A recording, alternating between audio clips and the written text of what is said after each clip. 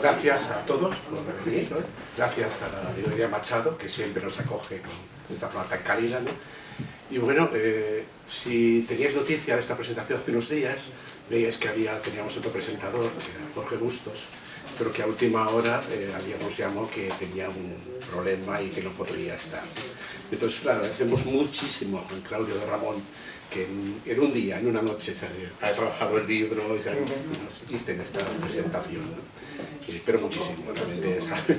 Entonces, Juan Claudio de Ramón es de formación Derecho y Filosofía, es diplomático y escritor, y es de redactor jefe de la revista de Occidente, ¿no? Y ahí, bueno, es periodista, sobre todo ahora en el mundo, pero de hecho ha escrito, yo creo, diría que en todos los medios españoles, de Os Diez, El País. Es también autor de varios libros, entre ellos Canadina y la Roma desordenada, ¿no? Imagino que desde su formación diplomático, sé que vamos a hablar de clásicos, pero su formación diplomático, el hecho de escuchar y cómo escuchar, tendrá también mucho que contar, ¿no? A veces presume también de una cierta dispersión, no sé por qué, porque en los medios y en las redes. Agradecer también, antes de presentar a Daniel, que nos acompaña Paloma Ortiz. Paloma Ortiz es la traductora de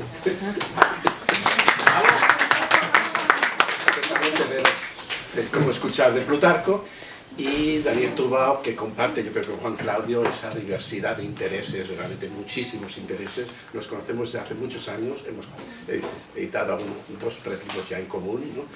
Y sus intereses de todo tipo, pero desde el guión cinematográfico, desde el arte del engaño, nota elemental sobre Sherlock Holmes, desde los clásicos también, Maldita Helena, y también colaboramos con la edición de Maquiavelo y ahora con Plutarco, ¿no? Como veréis, cuando adentráis en el libro, va más allá de puramente lo que es la obra de Plutarco. Está también con todo lo que es el pequeño tratado que incorpora Daniel sobre cómo escuchar a los clásicos. Y lo mismo que hace Plutarco, que ahí lo compara muy sabiamente al principio con Montaigne, a la hora de recoger un montón de citas. Él en este capítulo no sabe mucho, pero bueno, no quiero chafar nada al presentador, solo agradeceros mucho la asistencia y de nuevo Juan Claudio, muchas gracias. Pues muchísimas gracias, Francisco, y gracias a ustedes por estar aquí. Las cosas ocurrieron como ha explicado el editor. Yo ayer estaba recogiendo a mi hija en el colegio por la tarde, me llamó Jorge, me explicó el problema que le había surgido, me pidió que por favor le sustituyera, y yo comprobé pues, que no tenía nada, y le dije, pues venga, vale, bien, ¿no? Terminé mi columna y empecé a leer el libro por la noche y lo he terminado. O sea, claro, entonces esto habla muy bien del libro, pero lo he terminado además con mucho agrado, pensando que incluso se me hacía corto y que pues, se podía haber prolongado un poco más.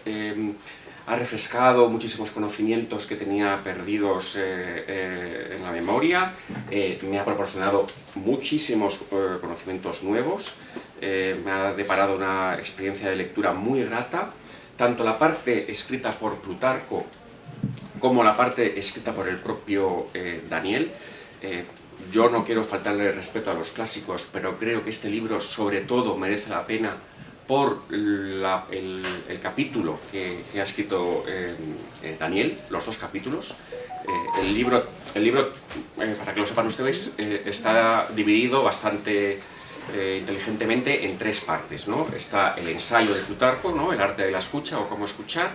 Luego hay una tercera parte, al final del libro hay un epílogo en el que Daniel comenta el estilo y el pensamiento de Plutarco, ¿no? Esto sería la parte convencional del libro, ¿no? Un texto clásico y un estudio sobre el autor debido a un autor moderno.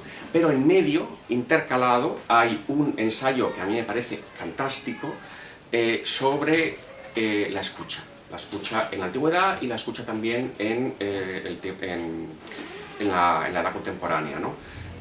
Y esta parte es la que, ya les digo, no desmerece en absoluto del texto de Plutarco, y casi el libro merece la pena solamente por esa parte, ¿no? Si ustedes han leído, para que se hagan una idea, si ustedes, y me imagino que algunos de ustedes lo habrán hecho, si ustedes han leído el libro, uno de los grandes ensayos en español de los últimos años, que se ha vendido muchísimo, se ha traducido a muchas lenguas, El infinito en un junco, de Irene Vallejo, donde Irene hace una historia cultural del libro, ¿no?, en la antigüedad, pero con fugas al presente, pues a mí lo que has intentado hacer con la escucha me parece parecido, ¿no? Una historia cultural de la escucha en la antigüedad grecolatina, pero sobre todo, claro, pero constantemente trayéndolo al presente a nuestra coyuntura, ¿no? Y esa es la parte que creo que incluso daba para desarrollarlo, ¿no? Para desarrollarlo, o sea, podías haber estado, pero realmente se me ha hecho corta esa parte en la que todos tus apuntes sobre el cine, por ejemplo, son interesantísimos. Por cierto, venía pensando que se cumple este año 40 años de esa película de Francis Ford Coppola, La conversación. Ah, sí, fantástica. ¿No? Que sobre el sonido, toda una escucha efectivamente, obsesiva, cuando leía, efectivamente, que tiene que ver con la escucha, ¿no? Sí. Entonces, a mí me gustaría hablar sobre, y te voy a hacer tengo 3 preguntas. Me gustaría hablar porque tú planteas muy bien algunas oposiciones que conviene pensar, ¿no? Y que es interesante pensar, ¿no? La oposición entre la cultura escrita y la cultura hablada, ¿no? O la tradición oral y la tradición escrita. Me gustaría hablar de eso. Me gustaría también hablar de la oposición entre mirar y escuchar, que me ha parecido muy interesante. Y luego hay una tercera pregunta que voy a dejar en penumbra porque te quiero sorprender, ¿no? Pero esa es la difícil y la capciosa. Sí, pero antes de hablar de la oposición entre cultura escrita y cultura hablada, que es fundamental aquí, quiero que nos hables un poco de Plutarco. Porque yo tenía un conocimiento muy superficial de su vida, sabía que era un autor en lengua griega del siglo I después de Cristo, y que había escrito este bestseller, ¿no?, Las vidas paralelas, ¿no? Tenía una edición vieja en casa, habré leído unas pocas, ¿no? Pero realmente sabía poco de su vida, y entonces con los datos que tú das, una de las cosas que me llama la atención de Plutarco es que tuvo una vida estupenda. Sí, ¿no? sí. Tuvo una vida maravillosa, porque y eso para alguien que vivió en el siglo I después de Cristo, él dice, Plutarco, uno de los consejos que da en el que escucha es no sentir envidia de los oradores más brillantes, ¿no? Pero su vida me parecía puramente envidiable, ¿no? Un personaje que parece haberse pasado toda su vida de simposio en simposio, sacerdote del oráculo de Delfos, que tuvo un matrimonio feliz, por lo que parece, ¿no? Que fue embajador, que se metió en política lo justito, pero no tanto como para que le amargara la vida, ¿verdad? No como Cicerón, que le cortaron la cabeza. Exactamente, ¿no? Bueno, además en un momento del Imperio Romano un poco loco, porque no es el siglo de los Antoninos, ¿no?, que es el siglo de la paz. O sea, él llega a conocer el reinado de Trajano, pero básicamente él coexiste con emperadores un poco todos chiflados, ¿no? 4 emperadores. Exactamente, sí. Y sin embargo su vida parece de lo más placentera. Sí, claro. Háblanos un poco de Plutarco. Bueno, pues más o menos cuento. Plutarco nació en Queronea, o Queronea, ¿no? Sí, se diría Queronea, ¿verdad?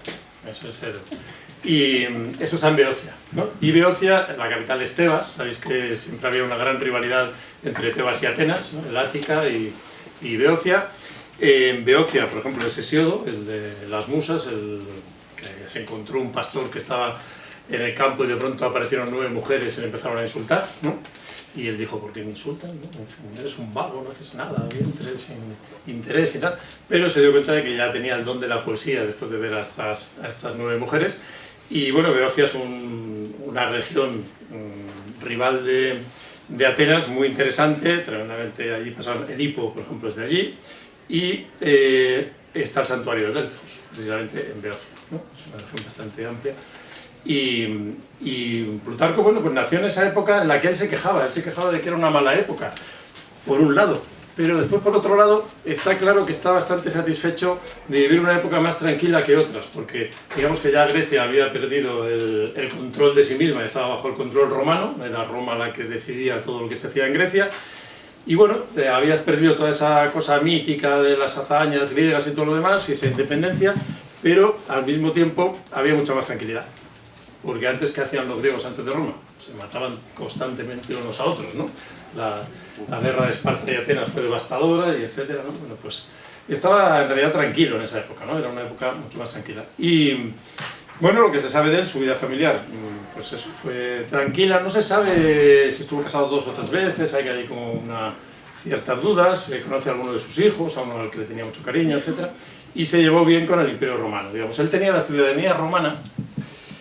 Y sin embargo nunca lo dice en su obra, nunca dice que él tenía ciudadanía romana, que incluso tenía un nombre latino, romano que había adoptado, pero no lo menciona en la obra, pero parece que estaba satisfecho. Entonces era sacerdote del oráculo de Delfos, eran 2, él y otro, y bueno, pues es muy curioso porque tiene una cultura tan amplia que no sabes muy bien cómo puede alguien tener acceso a tantos libros como tuvo Plutarco, ¿no?